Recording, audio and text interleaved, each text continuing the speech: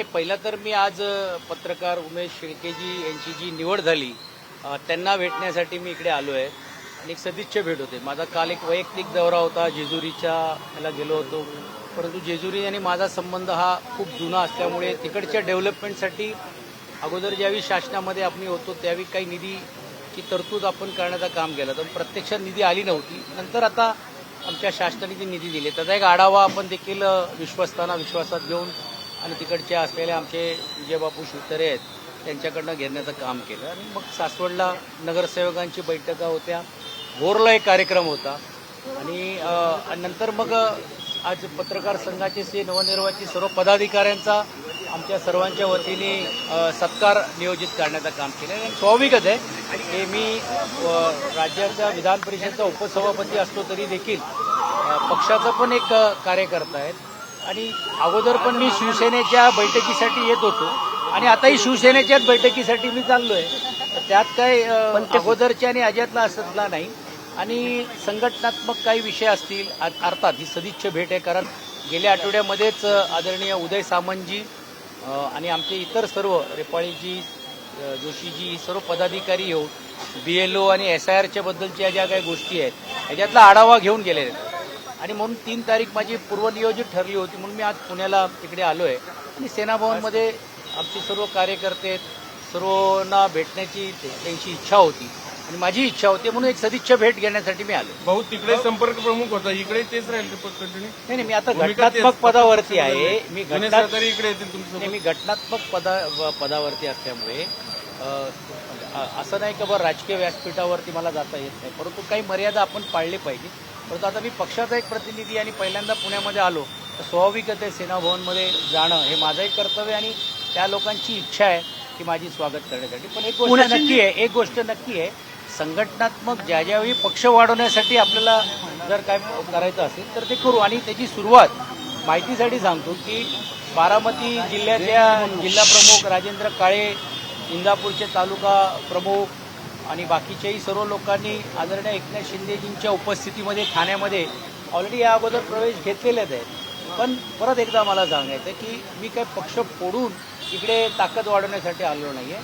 आपल्या आई ती ताकद अजून कशा प्रकारे वाढता येईल आणि कामाच्या माध्यमातून. कारण आज काय झालेलं आहे दुर्दैवाने आज पुणे महानगरपालिकेमध्ये एकही नगरसेवक आमचा नाही आहे.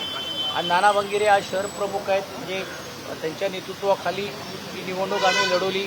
ती कशी लढली गेली, काय गेली, आमच्या मित्रपक्षांनी त्यावेळी किती साथ द्यायची होती, नाही दिली होती तेही तुम्हाला सर्वांना माहीत आहे. पण मी त्यात जात नाही. पण असं असलं तरी देखील इकडे जी संख्या जर जोपर्यंत प्रतिनिधित्व वाढणार नाही तोपर्यंत खऱ्या अर्थाने मला असं वाटते महानगरपालिकेमध्ये आपला परफॉर्मन्स किंवा पण असं नसला तरी आम्ही नजीकच्या काळामध्ये जेवढे काही उमेदवार होते जे पिंपरी चिंचवड आणि पुणे शहरामध्ये या सर्वांची एक स्वतंत्र बैठक शहर प्रमुख यांच्या उपस्थितीमध्ये घेऊन त्यांचे नेमकं काय गारण आहे, नेमकं काय म्हणणं आणि संघटना वाढवण्यासाठी अजून काय केलं पाहिजे अशीतली पण एक बैठक नियोजित करण्याचे शिवसेनेत संभ्रम असा आहे ना, शिवसेनेत संभ्रम असा आहे ना की राज्यात सत्तेत नाही. जुने मला मांडणारे खूप लोक आहेत, खूप लोक अगोदर यायलाही देखील तयार होते किंवा आताही येऊ शकतो. पण परत एकदा मी सांगतो की मी त्यांना इकडे आणून सोडून विडून करून करण्याचा माझा नाही आहे. याला स्वतःहून असं वाटलं तो मी जो निर्णय घेतलेला आहे त्या निर्णयाबरोबर करत असताना जो विकास कामासाठी किंवा त्यांचे काय इच्छा असतील ते आले तर स्वाभाविकच आहे त्यांना मी भेटण्याचं काम करण्यात येईल. शहरात या व्यतिरिक्त पण मी एका घटनात्मक पदावरती एक व्यक्ती म्हणून घेऊन माझ्याकडे जर कोणी आला तरी देखील तो आमच्या पक्षाचा आहे किंवा इतर पक्षाचा आहे हे न बघता त्यांचे प्रश्न या अगोदर पण मी सोडत होतो आणि आताही देखील सोडण्याचं काम केलं. शहरातल्या शिवसेनेत संभ्रम असे ना भाऊ, राज्यात सत्तेत असलेली शिवसेना पुण्यात विरोधक म्हणून काम करते. 2 दिवसापूर्वी आंदोलनं झाली, त्याआधीही अनेक आक्रमक आंदोलन झाली. सूर सापडत नाहीये पुण्यातल्या शिवसेनेला असं वाटते तुम्हाला? नाही, मला असं वाटते की ही काय फक्त पुणे महानगरपालिका पुरता मर्यादित नाहीये. तुम्ही बघितलं असेल की अशी आम्ही जी भूमिका घेतलो तर तसं भारतीय जनता पार्टी दुसऱ्या महानगरपालिकेमध्ये पण ते भूमिका घेत असतो. कारण शेवटी लोकांचे प्रश्न लोकप्रतिनिधी नात्याने सोडवणं किंवा मांडणं ही गरज असते. पण एक गोष्ट नक्की आहे की संघटनात्मक ज्यावेळी एक प्रशासनाच्या वरती एक धाक असली पाहिजे या दृष्टिकोनातूनच तो त्यांचा मोर्चा असावा. अर्थात मला काय त्याच्यातली अधिकची माहिती नाही आहे, परंतु पुढे देखील लोकांच्या प्रश्नासाठी असेल तर रस्त्यावरती त्यांना उतरावंच लागेल. कारण लोकांनी त्यांना विरोधी पक्ष म्हणून घेऊन भूमिकेतून ठेवण्याचं काम केलेलं. एकही लोकप्रतिनिधी निवडून न आल्यामुळे स्वाभाविक आहे ते लोकांना ही अपेक्षा असेल की ठीक आहे आम्ही ज्यांना निवडून दिलं त्यांनी चांगलं काम केलं तर तुम्ही स्वागत करा, पण जर चांगलं काम होत नसेल तर ते नजरेत आणून देण्याचा, अर्थात त्याचा नजरेत आणून देण्याची पद्धत हा मोर्चा असलं पाहिजे, सिस्टम मंडळ भेटून करायला पाहिजे, हा नंतरचा भाग, पण ते केलं पाहिजे. पण मला असं वाटते मी यायच्या अगोदर हा मोर्चा निघाल्यामुळे परत मोर्चा काढण्याची त्यांच्यावरती वेळ येऊ नये असाही विचार सर्व राज्यातले असलेल्या मित्रपक्षांनी मिळून केलं पाहिजे अशी आमची अपेक्षा आहे. भाऊ, या सरकारमध्ये ओबीसीना स्पेस मिळत नाही म्हणून नाराजी आहे. स्वतः पंकजा मुंडे म्हणाले की आम्हाला निवृत्ती घ्यावीशी वाटते. नाही, हे अगोदरच तरुणांना जे आणि विशेषतः तुम्ही बघितलं असेल की पुणे शहरामध्ये पण नुकताच काही बदल करण्याचं काम केलेलं आहे. बागुलींना एक जबाबदारी दिलेली आहे, कारण या अगोदरचे जे युवा सेनेमध्ये काम करणार होते त्यांना आता फादर बॉडीमध्ये कुठेतरी आपल्याला ऍडजस्ट करायला पाहिजे. तर हे जे बदल आपण यासाठीच करतोय की या सर्व विषयावरती पक्ष संघटना म्हणून कोणीतरी आवाज उठवला पाहिजे, कोणीतरी बोललं पाहिजे. आणि ही घटना देशव्यापी ज्यावेळी घडते अशा स्थानिक स्तरावरती पण देखील आपला कोणीतरी पक्षाचा प्रतिनिधी असलं पाहिजे. म्हणून नक्कीच त्यांना आकर्षित करण्यासाठी आपण करू. ओबीसीला न्याय मिळतो की नाही हे जे म्हणणं मला असं वाटते ते आज योग्य होणार नाही, कारण स्वतः पंकजाताई आहेत, या अगोदर धनंजय मुंडेजी होते, आदरणीय भुजबळ साहेब त्या समाजामध्ये आहेत, अनेक आमच्यासारखे किंवा अनेक लोक पण जे वेगवेगळ्या समाजाचे घटक आहेत, ते उपेक्षित जे वंचित समाजाचे पण अनेक काही घटक आहेत, ते सत्तेमध्ये आहेत, सरकारमध्ये आहेत. आणि त्या सरकारमध्ये जरी नसले तरी देखील लोकप्रतिनिधी म्हणून आहेत, खासदार म्हणून आहे, आमदार म्हणून आहे. मला असं वाटते आपण लगेच अशा निकर्षाला येणं काय योग्य सर, नीलम गोऱ्हेंनी मुख्यमंत्र्यांना एक पत्र लिहिलंय की राज्यातल्या ज्या महिला लोकप्रतिनिधी आहेत त्यांच्या बऱ्याचशा ऑडिओ क्लिप आहेत ज्या व्हायरल होत आहेत, त्या विरोधात पोलीस कारवाई तर होईलच, पण या सगळ्याचा सीआयडी तपास व्हावा अशी मागणी नीलम गोऱ्हेंनी मुख्यमंत्र्यांना पत्र लिहित केले. अनेक महिला आमदारांचे ऑडिओ क्लिप व्हायरल झाल्याचा आरोप केलाय. असं काही निदर्शनास आलंय तुमच्या? ते मला माहीत नाहीये, पण त्यांनी वैयक्तिक स्वतंत्र मागणी जर केली असेल तर स्वाभाविकच आहे त्यांच्याकडे काय अधिकची माहिती आहे. योगायोगाने मी आज पक्षाची बैठक झाल्यानंतर त्यांच्याशी भेटायला जाणार आहे. आमची ठरलेली बैठक होती किंवा भेट आहे. मला वाटते मी अधिकची माहिती त्याच्यात घेईल आणि त्यांना जी यावेळी मदत लागत असेल माननीय मुख्यमंत्री आणि उपमुख्यमंत्री जे गृहमंत्री पण आहेत त्यांच्याबरोबर चर्चा करून त्याचा निर्णय आपण लावण्याचा प्रयत्न आपण करू. तुम्ही शिवसेनेत गेलेला होता, तुम्ही शिवसेनेत जात जाहिरात देतोय पीएम आणि मोदी अमित शहा हरवलेले आहेत. झालाय शहापूरमध्ये, सॉरी, खड्ड्यात पडून मृत्यू झालाय. हे दुर्दैवी आहे. आज नाशिकमध्ये जी घटना घडते तेच जर आज कुठेतरी होत असेल तर मला असं वाटते की जबाबदारी ही स्थानिक प्रशासनाची आहे आणि स्वाभाविक आहे की अंकुश ठेवण्याचं काम शासन म्हणून घेऊन तिकडचे जे जिल्हाधिकारी असेल किंवा महानगरपालिका आयुक्त करतील.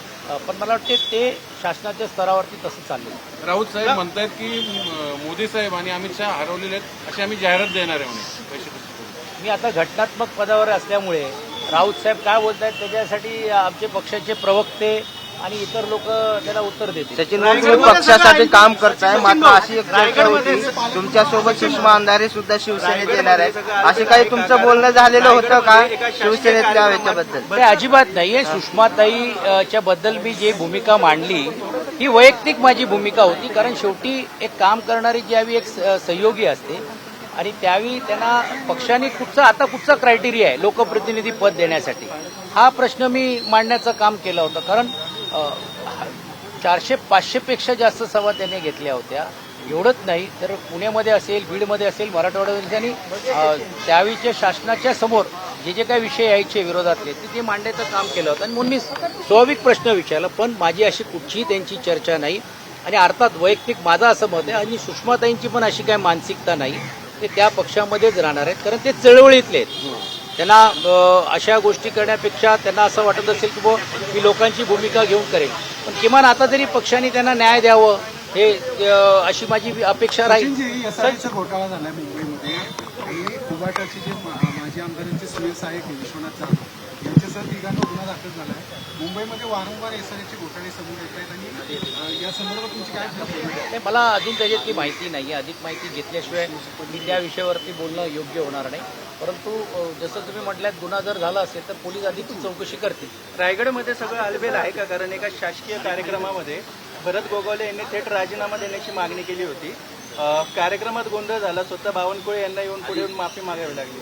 काय माहिती? हे काल मी फक्त टीव्हीवरती बघितलं पण मला पूर्ण ते बघता आलेलं नाही. नाशिकच्या पालकमंत्री पदाची देखील मागणी होते भुजबळ साहेबांना. बॅनर्स पाहायला पाहिजे बॅनर्स लागलेले आहेत. पण आता त्या संदर्भात पण असं बॅनर्स लावून पालकमंत्रीपद किंवा दिलं जात नाही किंवा होत नाही. भुजबळ साहेब अर्थात खूप मोठे नेते आहेत आणि ज्येष्ठ आहेत. कालही देखील त्यांनी काही सल्ला आणि सूचना दिल्या आहेत. मला वाटते दोन्ही ज्येष्ठ मंत्री आता आहेत ते त्यांच्या स्तरावरती बसून चर्चा करतील. छगन भुजबळ जाहीर नाराजी व्यक्त करतात. नाशिकची अशी नाही, अजिबात परिस्थिती म्हणता येणार यापूर्वी नाही. कधीही झालं नाही असं ते म्हणाले. नाही, तेच म्हणतायत की अजिबात तसं म्हणता येणार नाही. पण जसं मी अगोदरच सांगितलं की ही जबाबदारी प्रशासनाची आहे. अर्थात प्रशासनावरती अंकुश ठेवण्याचं काम हे त्या जिल्हाधिकारी महानगरपालिका आयुक्ताचे होते. अहिर साहेब, नीटच्या पेपर फुटीनंतर राज्यात ना 3 पेपर सलग फुटले. म्हणजे टीईटीचा तर सगळा घोटाळा झाला.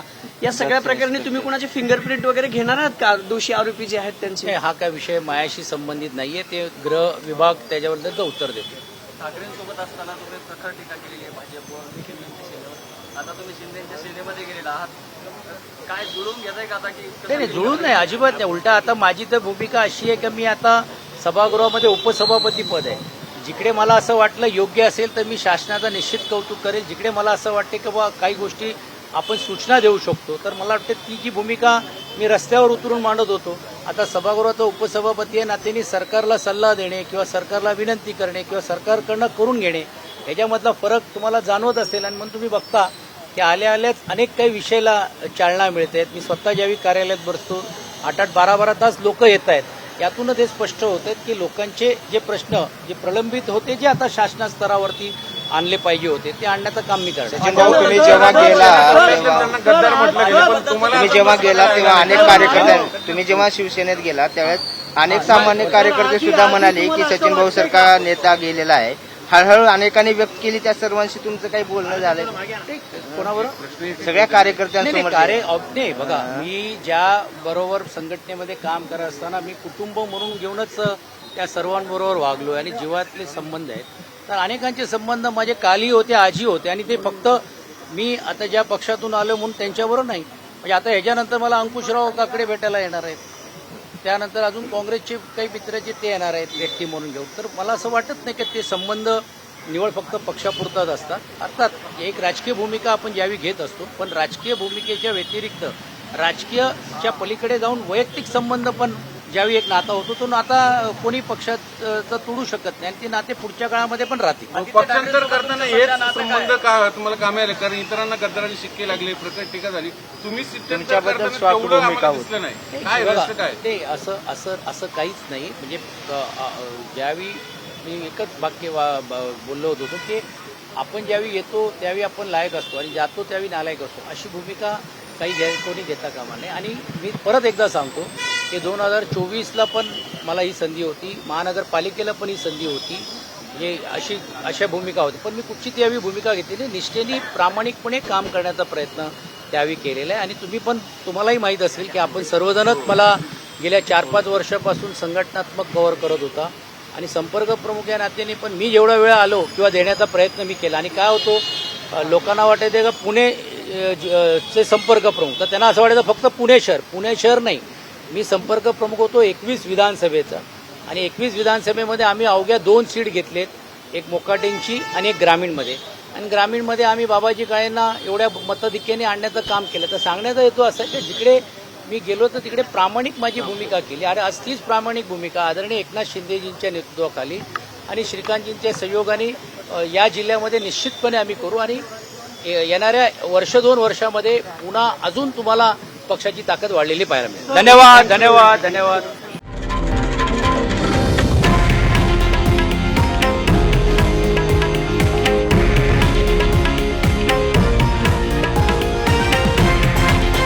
हे आहे देशातील नंबर 1 न्यूज नेटवर्क आणि आपण पाहत आहात TV9 मराठी, एकमेव.